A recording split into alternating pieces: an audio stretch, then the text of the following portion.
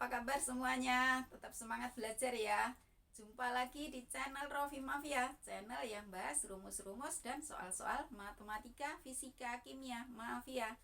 Masih bersama Rofi tentunya, yang kali ini akan bahas materi dinamika partikel, penerapan hukum Newton 2 pada gerak lurus.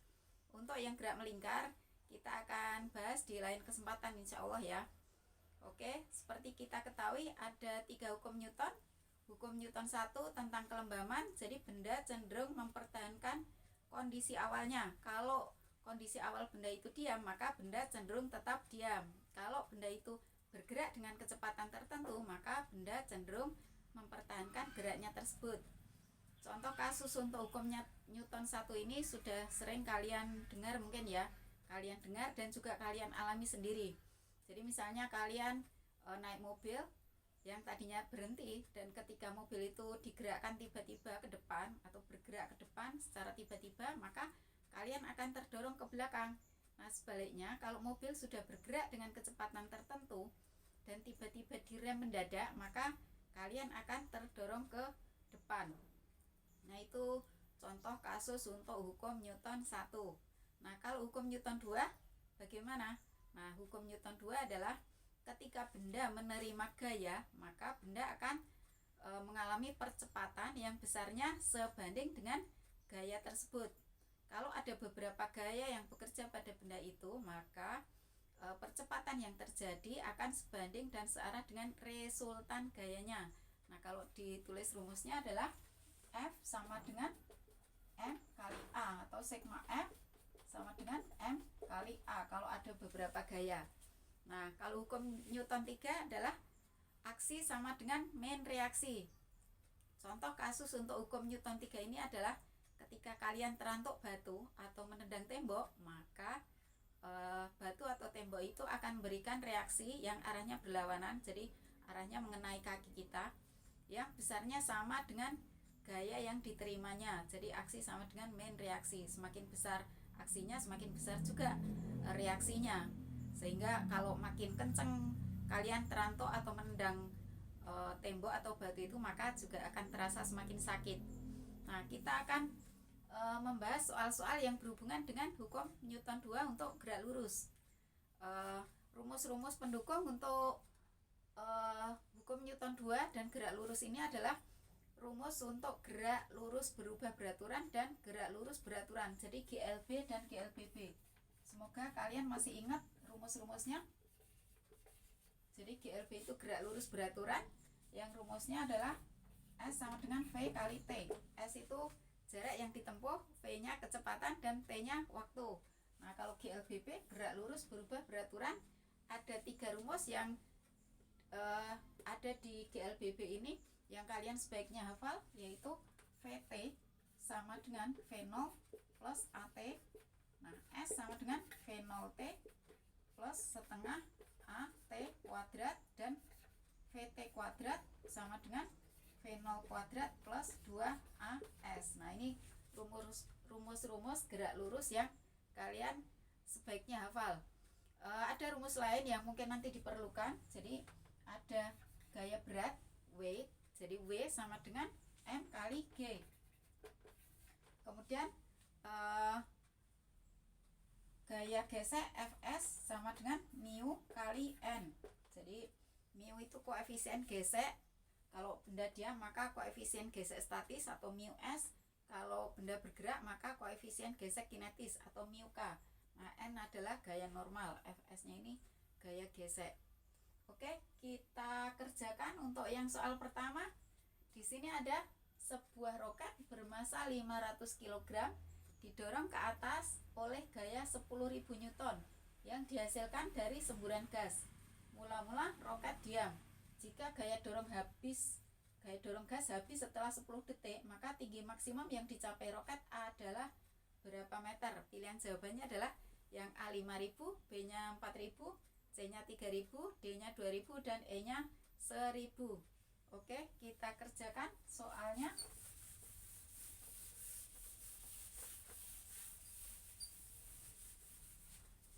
Jadi masa roket 500 kilo, Kemudian gaya dorong ke atasnya 10.000 Newton. Kemudian T1 maksudnya waktu saat gaya dorong masih ada, jadi T1 nya 10 sekon. Nah, G nya kalau tidak diberitahu berarti G nya pakai yang 10. Oke, kita gambar dulu. Misalnya ini roketnya. Nah, ada gaya dorong ke atas sebesar 10.000 Newton. Nah, kemudian pastinya ada gaya berat. Jadi W sama dengan M kali G sama dengan masanya 500 kali G nya 10 sama dengan 5.000 Newton. Nah, yang di sini 10.000 Newton.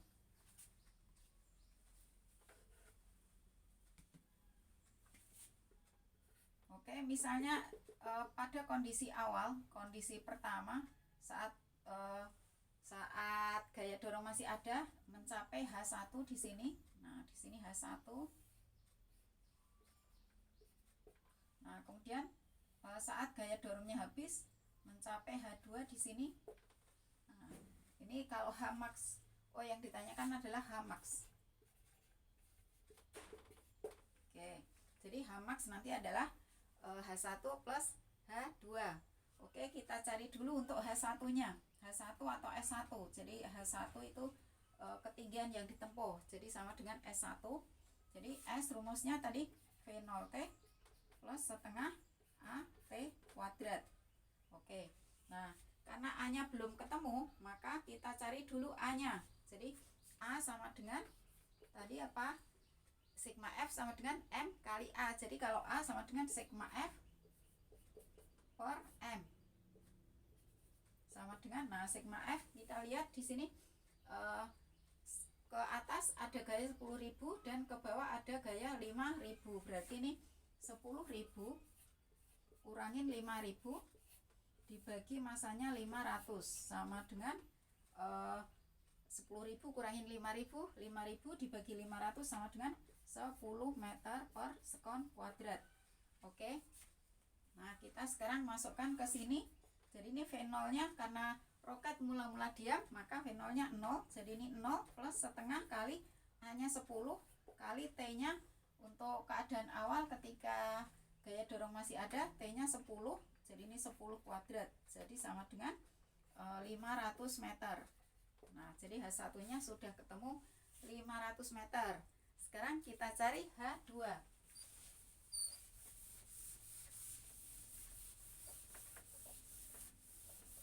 H2 atau S2 boleh.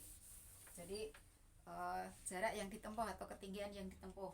Nah, pada saat keadaan setelah gaya dorong habis, maka gayanya tinggal gaya berat yang arahnya ke bawah atau berlawanan dengan geraknya. Jadi gayanya tinggal W. Jadi A2 sama dengan, jadi A2 ini maksudnya adalah kondisi kedua ketika gaya dorong sudah habis. Jadi ini W per M. Jadi gayanya tinggal gaya berat, maka F nya itu W saja. Jadi sama dengan W nya 5.000 dibagi M nya 500. Jadi sama dengan 10. Nah, karena W ini arahnya ke bawah sementara gerak benda ke atas, maka di sini adalah arahnya negatif. Jadi A2 adalah min 10. Nah, sekarang untuk nyari H2, maka kita perlu data T dan V0. Jadi V0 untuk keadaan 2 ini adalah VT1 untuk keadaan pertama. Jadi ketika gaya dorong habis, di sini ada VT1. Nah, VT1 menjadi V02. Jadi VT1 berapa? VT1 sama dengan V01 plus A kali T. A1 T1 sama dengan V0 nya 0 pada kondisi awal sekali tadi sebelum bergerak. V0 nya 0 plus A1 nya adalah 10 kali T1 nya 10 sama dengan 100. Nah, VT1 itu menjadi V0 untuk kondisi kedua setelah bahan bakar atau gaya dorongnya habis. Jadi ini sama dengan V02. Nah, sekarang untuk T2 berapa lama dia bergerak setelah bahan bakar habis? Kita cari pakai VT kuadrat, atau langsung boleh dicari juga S-nya. Jadi pakai rumus VT kuadrat sama dengan V0 kuadrat plus 2 kali A kali S. Jadi ini pada saat tinggi maksimum maka V-nya 0. Jadi tinggi maksimum itu kecepatannya akan 0. Jadi ini VT2 ini 0. Jadi 0 sama dengan V02 kuadrat adalah ini V02 maksudnya V02 itu 100. Nah, plus 2 kali A-nya pakai A2 min 10 kali S2 atau H2. Jadi di sini 10.000 sama dengan 10.000 min 20 S2. Berarti S2 sama dengan 10.000 dibagi 20 sama dengan 500. Jadi 1000 dibagi 2 sama dengan 500 meter. Nah, Hmax itu adalah H1 plus H2. Jadi ini H1 nya adalah 500, H2 nya jadi ini S2 ini H2 sama aja. Nah, H2 nya juga 500, berarti Hmax nya adalah 500 tambah 500 sama dengan 1000. Jadi jawabannya adalah yang E. Oke. Soal berikut.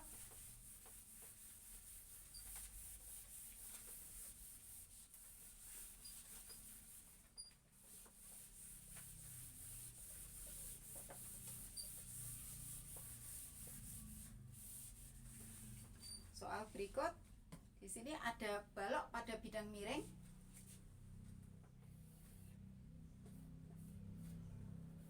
Dengan sudut kemiringan adalah 37 derajat. Ini 37 derajat. Kemudian baloknya mengalami gaya ke atas sebesar 20 Newton. Massa balok 4 kilo. Ini 4 kilo. Kemudian mu S-nya 0,2. Mu K-nya 0,1. Nah, balok pada bidang miring ini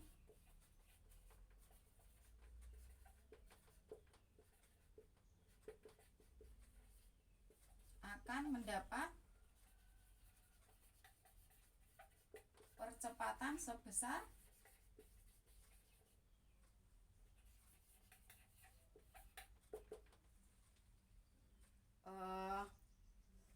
jawabannya adalah 5. Jadi satuannya adalah kalau percepatan itu meter per sekon kuadrat ya. 5 meter per sekon kuadrat ke atas sejajar bidang miring. Ke atas sejajar bidang miring.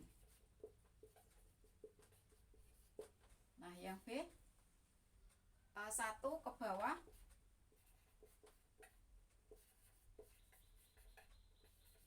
sejajar bidang miring. Yang C-nya adalah 0,6 ke atas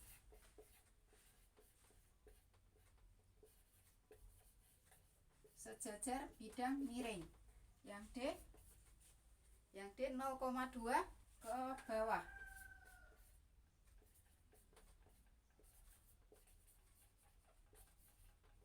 sejajar bidang miring. Yang E 0.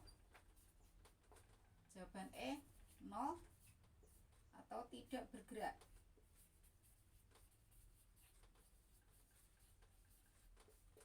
Jadi ini ada balok yang masanya 4 kg berada di bidang miring yang koefisien gesekan kinetisnya 0,2, koefisien gesekan kinetisnya 0,1, yang statisnya 0,2. Kemudian ini ada gaya yang menarik ke atas besar 20 Newton. Nah, oke, kita kerjakan. kita gambar dulu gaya-gayanya semuanya. Jadi ini ada gaya F ke arah atas 20 Newton, kemudian pastinya juga ada gaya berat yang arahnya ke bawah, jadi W. Nah, karena W ini tidak sejajar atau tegak lurus bidang, maka kita uraikan dulu menjadi yang ini adalah W sin 37, yang ini W cos 37. Oke, kemudian di sini ada N. Nah, jadi ini N sama dengan W cos karena benda tidak bergerak ke arah sana maupun ke arah sini. Jadi N-nya sama dengan W cos. Nah, sekarang jadi nanti yang mempengaruhi benda adalah gaya yang ini sama W sin 37-nya. Nah, sekarang kita hitung untuk perpaduan dua gaya ini, F dan W sin berapa. Nah, sigma F sama dengan F min W sin 37. Nah, F-nya adalah 20. Nah, W-nya adalah M kali G, M-nya 4 kali G-nya 10 kali sin 37 adalah 0,6. Jadi ini 20 min 24.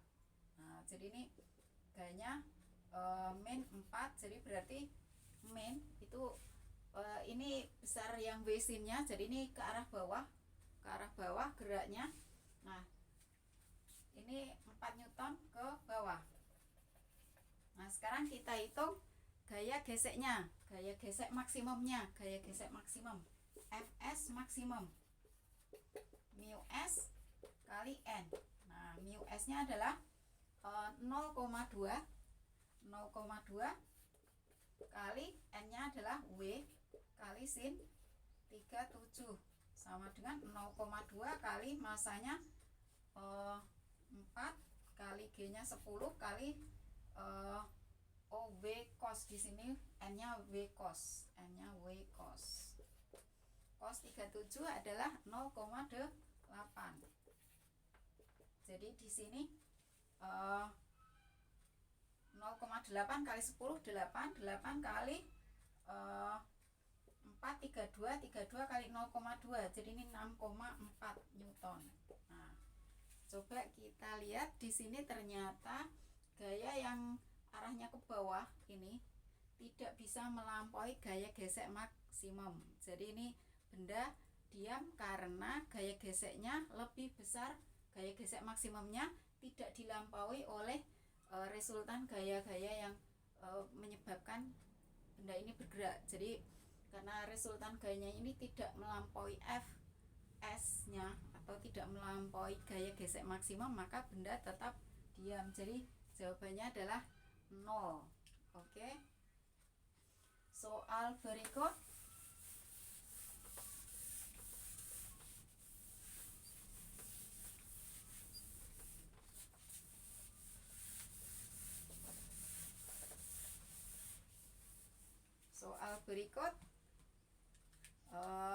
Sekarang balok di bidang datar.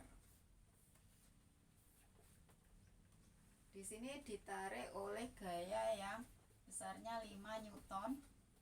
Masa balok adalah 2 kilo. Jadi ini 2 kilo. Fs-nya 0, mu S-nya 0,2.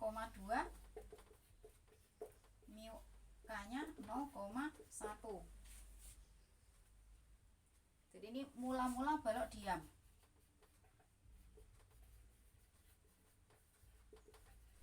Kemudian gaya F.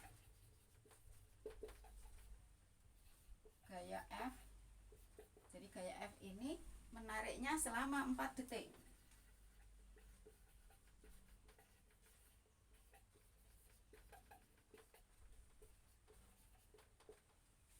Nah, yang ditanya berapa besar kecepatan setelah 5 detik.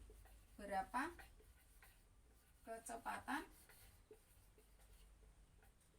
setelah benda bergerak 5 detik?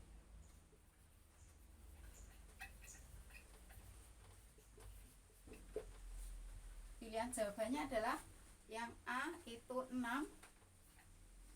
Jadi ini kecepatan satuannya adalah meter per sekon. Jadi 6, B nya 5, C nya 4, D 3, E 2. Jadi berapa kecepatan setelah benda bergerak 5 detik. Jadi pilihan jawabannya adalah 6 meter per sekon, 5 meter per sekon, 4 meter per sekon, 3 meter per sekon, dan E nya 2 meter per sekon. Oke, selalu kita gambar dulu gaya-gayanya semuanya. F nya 5, di sini ada W, di sini ada N. Nah, kalau bidang datar gini dan tidak ada gaya ke atas atau ke bawah selain W, maka N sama dengan W. Kemudian di sini ada Fs. Oke. Nah, sekarang kita hitung Fs maksimum. Fs maksimum rumusnya mu S kali N. Nah, N-nya sama dengan W untuk yang bidang datar dan tidak ada gaya ke atas atau ke bawah yang lain selain W. Jadi ini mu S-nya adalah 0,2 kali W-nya adalah N-nya sama dengan W, W-nya M kali G. M-nya 2 kali G-nya 10. Jadi di sini 4 Newton. Nah, kita lihat sekarang ternyata gaya F ini melampaui gaya gesek maksimum, berarti benda bergerak. Nah, jadi ini di sini ada dua kondisi juga. Jadi kondisi pertama ketika F itu masih menariknya selama 4 detik, kemudian kondisi kedua ketika F-nya itu dilepas, jadi sudah tidak ada F lagi. Nah, jadi untuk yang VT1 sama dengan V0 plus A kali T. Oke, A1 kali T1. Nah, sekarang A-nya bagaimana menghitungnya? Seperti tadi, A sama dengan sigma F per M. Nah, sigma F per M. Kita lihat sigma F-nya, karena di sini benda sudah bergerak, maka sekarang gaya geseknya adalah gaya gesek kinetis yang dipakai. Jadi bukan gaya gesek statis lagi. Jadi Fs-nya Fs kinetis. Fs kinetis sama dengan mu K kali N, sama dengan mu K-nya 0,1 dan N-nya adalah 20 sama dengan 2. Oke, jadi gaya geseknya adalah 2. Nah, sekarang sigma F sama dengan ini 5, di sini 2 berlawanan, berarti ini 5 min 2 karena min 2 di sini min karena berlawanan, per masanya adalah 2 sama dengan 3 per 2 sama dengan 1,5 untuk hanya pada kondisi ketika F-nya masih ada. Jadi A1 sama dengan 1,5. Nah, sekarang VT1 kita masukkan ke sini. VT1 V0 plus A1 kali T. Nah, V0-nya 0 karena mula-mula diam, plus A1-nya adalah 1,5, T-nya adalah 4, sehingga VT1 sama dengan ini 6 meter per sekon. Nah, sekarang setelah bergerak 5 detik, artinya 1 detik setelah F-nya dihilangkan. 1 detik setelah F-nya dihilangkan. Jadi ini VT1 itu menjadi V02. Jadi VT1 menjadi V0 pada kondisi kedua ketika F-nya dihilangkan. Jadi ini VT1 tadi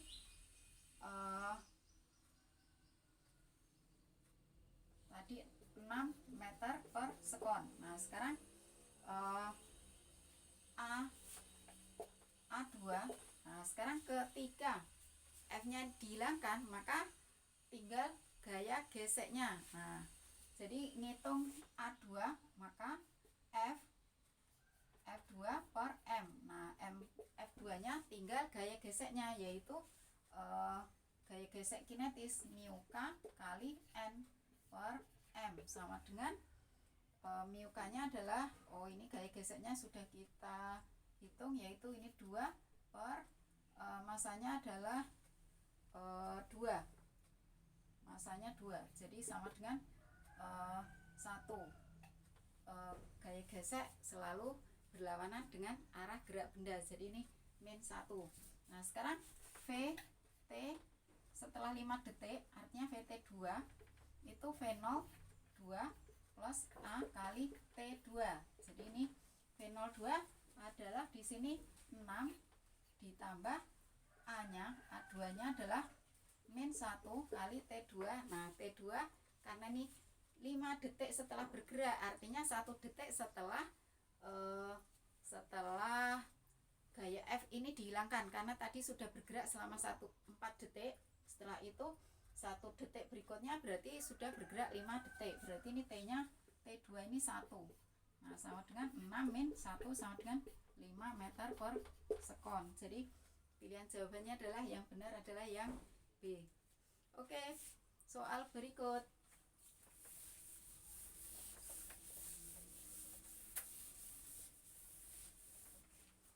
Soal berikut, di sini ada balok 5 kg. Balok 5 kg meluncur pada bidang miring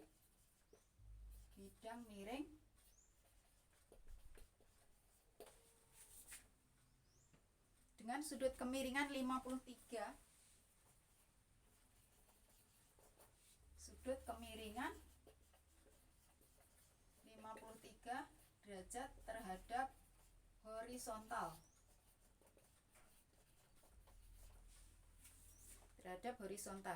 Balok menempuh jarak 3 meter dalam 1 detik.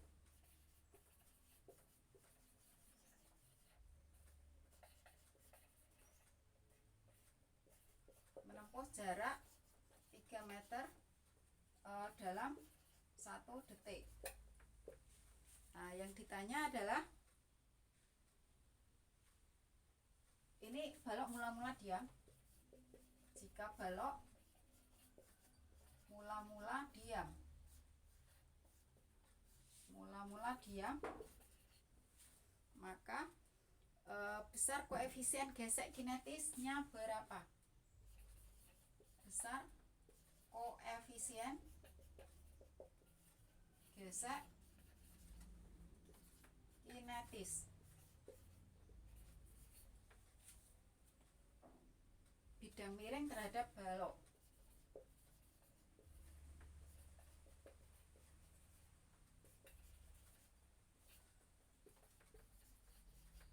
Nah, pilihan jawabannya adalah A-nya 1/5, B 1/4, C 1/3, D setengah, E 1. Jadi ini ada balok yang meluncur pada bidang miring di mana sudut kemiringan 53 derajat terhadap horizontal. Kemudian balok menempuh jarak 3 meter dalam 1 detik. Nah, balok mula-mula diam. Yang ditanya adalah besar koefisien gesek kinetis bidang miring terhadap balok. Jadi koefisien gesek kinetis mu K. Nah, kita gambar dulu.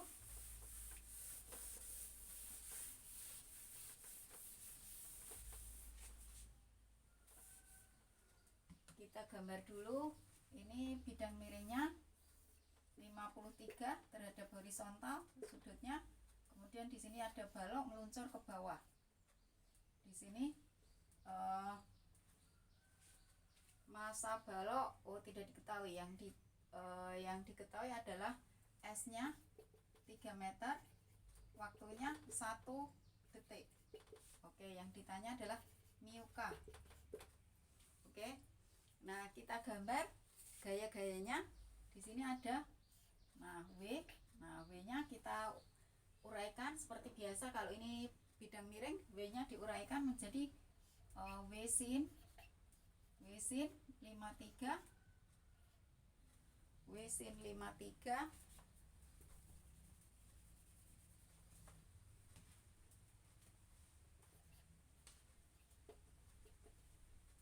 dan di sini W cos 53. Oke.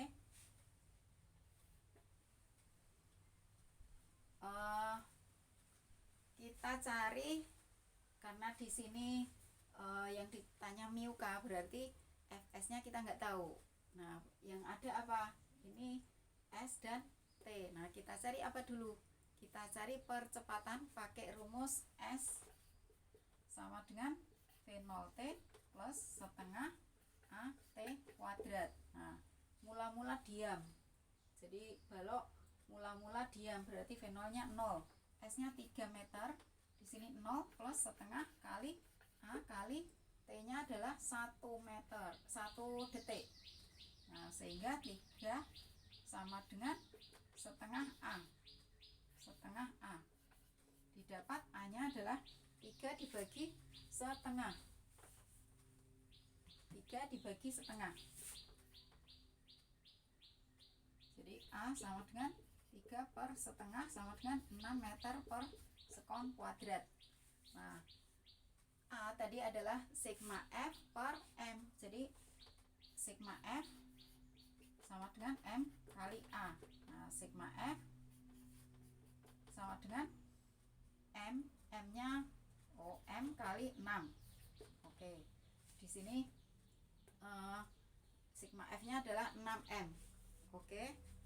Nah, sekarang kita cari koefisien gesek kinetisnya. Nah, dari gambar di sini ini ada W sin, kemudian di sini ada Fs. Jadi sigma F adalah W sin ini dikurangin Fs. Jadi sigma F sama dengan W sin min Fs. Nah, jadi ini 6M. Nah, W-nya adalah M kali G. M kali G kali sin 53. Sin 53 adalah 0,8. Min Fs adalah μk kali, karena benda bergerak kita pakainya μk. μk kali N. N-nya adalah N-nya sama dengan W cos. Kalau bidang miring tadi tidak ada gaya ke arah sana ke arah sini yang lain selain N dan W cos. Jadi ini μk kali W cos. Nah, sama dengan 6M sama dengan M kali G kali G-nya langsung diganti boleh. G-nya 10 kali 0,8 kali 10 kali 0,8 min μk kali W-nya M kali 10 G-nya. Jadi W sama dengan M kali G, G-nya 10 kali cos 53. Nah, cos 53 adalah 0,6. Oke. Nah, kiri kanan boleh dibagi M. Jadi M-nya boleh dicoret. Jadi di sini 6 sama dengan 8 min 6 μk. Oke. Jadi langsung ketemu ini. Jadi 6 μk geser ke kiri, 6 μk sama dengan 8 min 6 sama dengan 2. 6 μk. Jadi μk-nya adalah 2 per 6 atau 1/3. Jadi jawabannya adalah yang C. Oke, itu tadi contoh-contoh soal untuk menghadapi UTBK ini sebenarnya. Jadi walaupun ini materi tentang dinamika partikel, yaitu materi semester 2 untuk kelas 10, tapi ini soal-soalnya tipe-tipe soal untuk menghadapi UTBK. Oke, sekian video kali ini. Kita berjumpa lagi di video berikut insya Allah. Dan jangan lupa like dan subscribe ya bagi yang belum subscribe, agar kalian mendapatkan notifikasi untuk video-video yang lain. Nah, kalian juga pastinya boleh membagikannya ke teman-teman. Oke, terima kasih. Salam sukses.